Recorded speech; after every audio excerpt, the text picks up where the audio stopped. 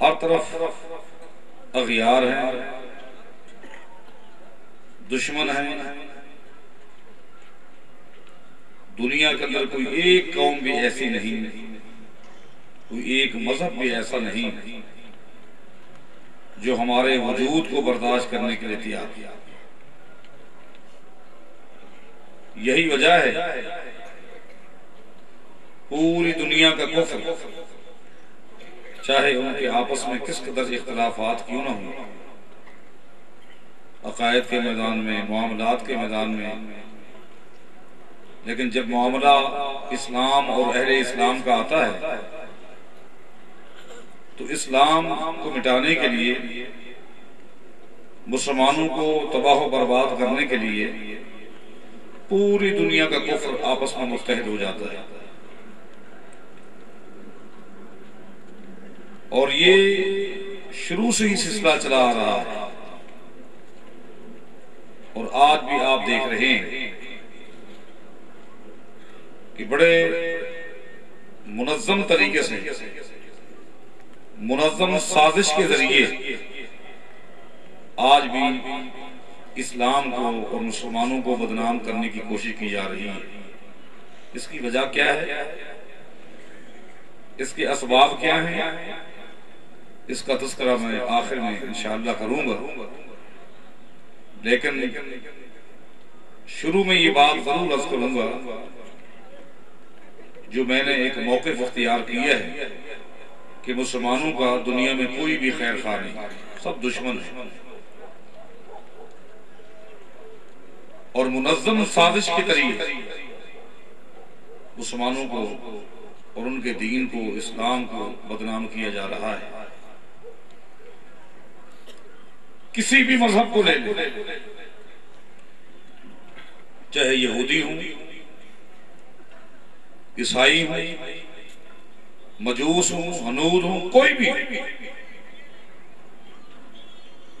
ابھی میرے محترم فاضل دوست محترم مولانا احمد بن عبد الکریم حفظہم اللہ انہی باتوں کا تذکرہ کر رہے تھے۔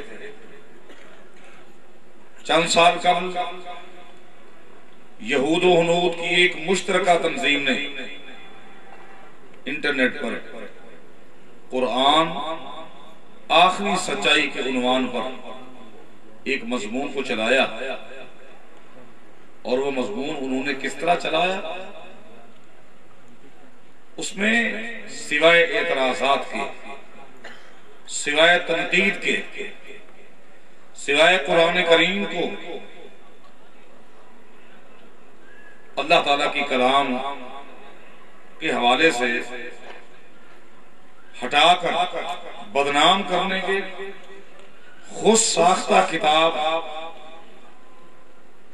کا دعویٰ لوگوں کے سامنے سچا ثابت کرنے کے لیے وہ بکواسات کی جس کی کوئی مثال نہیں ملتی۔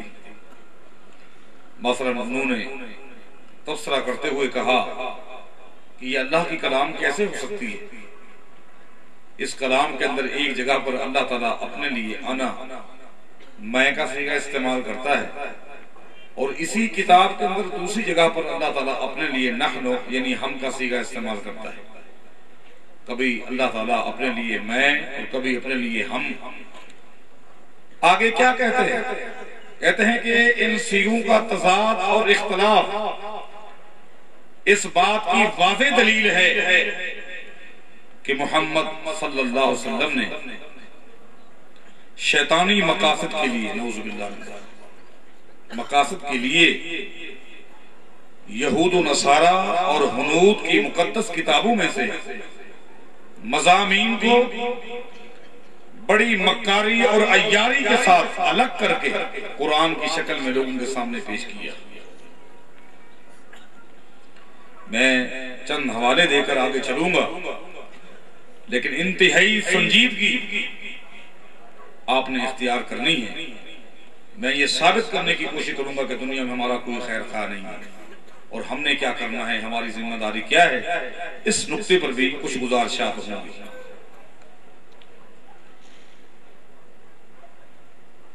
وہ اپنے اس مضمون کو آگے طول دیتے ہوئے اپنی بکواسات کو یہاں تک لے جاتے ہیں کہ یہ تضاد، عبارتوں کا آپس میں اختلاف، الفاظ کا اختلاف اس بات کی زندہ دلیل ہے کہ کسی دنیا کے دغاباز انسان نے اس کتاب کو مرتب کیا ہے۔ یہ یہود ہیں، یہ کبھی ہمارے خیر خواہ ہو سکتے ہیں؟ کبھی بھی نہیں ہو سکتے۔ یہودی اخبار یولانڈ پوسٹن کائنات کے امام محمد الرسول اللہ صلی اللہ علیہ وسلم کی توہین آمیز گستاخانہ کارٹون شائع کر رہا ہے، اور نبی علیہ الصلوۃ والسلام کی گستاخانہ ان کارٹون کے اندر کبھی نبی علیہ الصلوۃ والسلام کی پگڑی میں، کبھی آپ کی بغل میں بم باندھے ہوئے دکھلائے جا رہے ہیں۔ یہ ثابت کرنے کی کوشش کی جا رہی ہے کہ نبی علیہ الصلوۃ والسلام نعوذ باللہ ایک دہشت گرد انسان تھا۔ آئیے عیسائیت کی طرف، جن کو آج کے مسلمان بالخصوص مسلمانوں کا حکمران طبقہ اپنا بڑا خیر خواہ سمجھتا ہے، اپنا بڑا مہربان سمجھتا ہے، اور یہی وجہ ہے ان کے تمام تر فیصلے اگر ہوتے ہیں انہی کے ایمانوں میں ہوتے ہیں۔ سیاست کے فیصلے، معیشت کے فیصلے، اقتصادیات کے فیصلے، تہذیب وہاں سے لی جاتی ہے، کلچر وہیں سے لیا جاتا ہے، تمدن وہیں سے، ثقافت وہیں سے لی جاتی ہے۔ یرزونکم بافواہہم وتأبی قلوبہم، یہ عیسائیت چاپلوسی کے چند جملے بول کر وہ سیدھے سادے لوگوں کو یا مادہ پرست لوگوں کو اپنے قریب لانے کی کوشش کرتے ہیں، جبکہ اسلام اتنا بدترین دشمن ہے کہ اس کی مثال آپ یوں لگائیں، عیسائیوں کا عالمی مرکزی رہنما جس کو پاپائے روم کہتے ہیں، پاپائے روم، یہ پوری کسی عام عیسائی شخص کی گفتگو نہیں کر رہا، پوری عیسائیت کا عالمی اور مرکزی رہنما پاپائے روم 2006 کے اندر جرمنی کی یونیورسٹی کے اندر طلباء سے خطاب کرتے ہوئے کہتا ہے کہ میں چیلنج سے کہتا ہوں کہ محمد صلی اللہ علیہ وسلم کی دعوت میں، اس کی تعلیمات میں سوائے برائیوں کے کوئی چیز نہیں ملتی۔ بکواس کرتے ہوئے کہتا ہے میں نے یہی دیکھا کہ محمد صلی اللہ علیہ وسلم کی تعلیمات میں غیر انسانی اور غیر فطری مزاج کی بدبو آتی ہے۔ آپ اس عیسائیت کو اپنا خیر خواہ سمجھتے ہیں،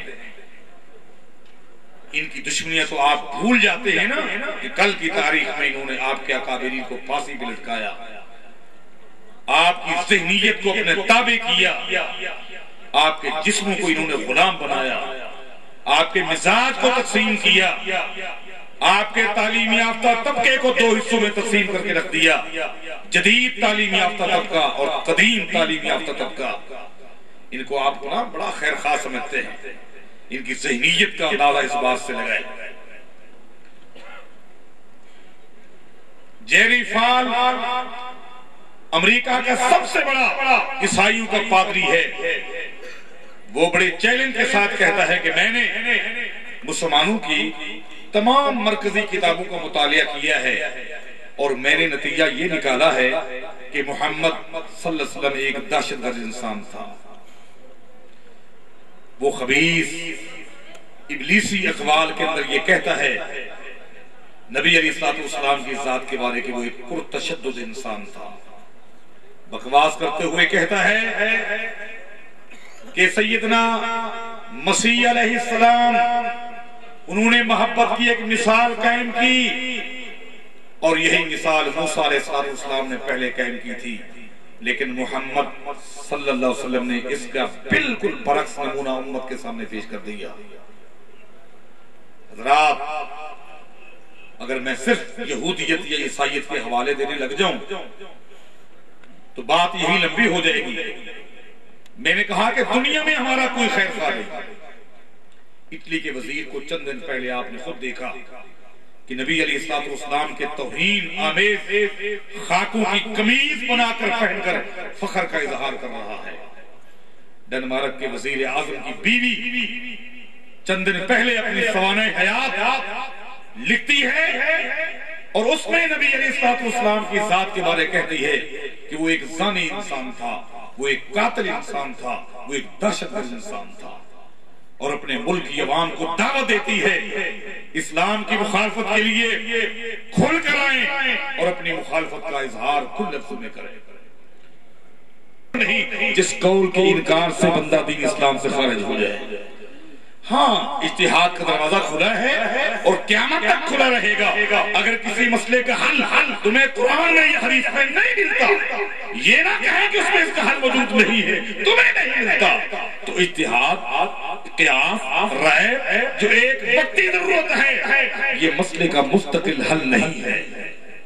یہ ایک وقتی ضرورت ہے جس کو آج لوگوں نے مستقل بنیادوں پر مسئلے کا حل قرار دیا ہے. نہیں، سفیان ثوری فرمایا کرتے تھے انما الرأی بمنزلۃ المیتۃ اذا اضطررت الیہا فاکلتھا. جس طرح ایک مضطر انسان، بے قرار مجبور انسان جسے حلال نہ ملے اور اگر حرام نہیں کھاتا تو جان کا خطرہ ہے، مجبوری کی کنڈیشن میں دین اسلام نے اسے اجازت دی ہے کہ وہ حرام کھا سکتا ہے، لیکن اس مجبوری کی کنڈیشن میں بھی اسلام نے اس حرام کو اس کے لیے حلال نہیں کہا. اگر حلال کہہ دیا جاتا تو وہ تو اس کو مستقل حق سمجھتا.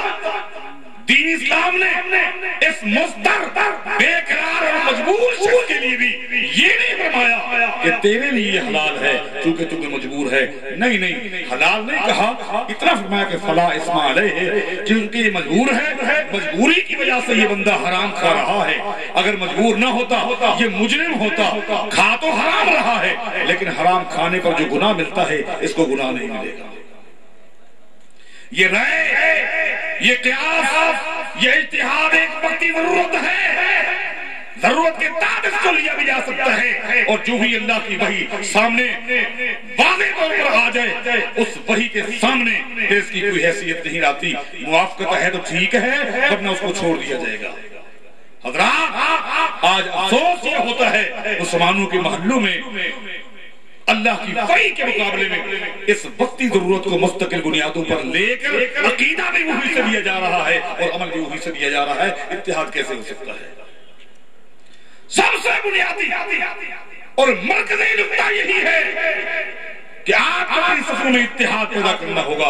اور اتحاد کا فارمولہ کیا ہے؟ متحد ہو جاؤ اللہ کی وحی پر. اللہ کی وحی میں قرآن ہے اور اللہ کی وحی میں محمد الرسول اللہ صلی اللہ علیہ وسلم کا فرمان ہے. یہ پہلی ہماری ذمہ داری ہے. اس کے ساتھ ساتھ ہماری ذمہ داری یہ بھی ہے کہ ہم اپنے کردار کا جائزہ لیں، اپنے معاملات کا جائزہ لیں. آخر اس لیے کہ اخیار کی نگاہ میں، پڑھے لکھے طبقے کی نگاہ میں اگرچہ دین اسلام قرآن و حدیث کے مجموعے کا نام ہے، لیکن اخیار عوام الناس کے سامنے اسلام کو قرآن کی شکل میں پیش نہیں کرتا، حدیث کی شکل میں پیش نہیں کرتا، نبی علیہ الصلوۃ والسلام کی سیرت کی شکل میں اس طرح پیش نہیں کرتا جس طرح وہ میرے اور آپ کے کردار کو لوگوں کے سامنے پیش کرتا ہے کہ دیکھو یہ مسلمان ہیں، جھوٹ بول رہے ہیں، یہ مسلمان ہیں، دھوکہ دے رہے ہیں، یہ مسلمان ہیں، شراب پی رہے ہیں، یہ مسلمان ہیں، ان کے اندر غیرت نام کی کوئی چیز نہیں، حلال اور حرام کا کوئی توجہ نہیں ہے.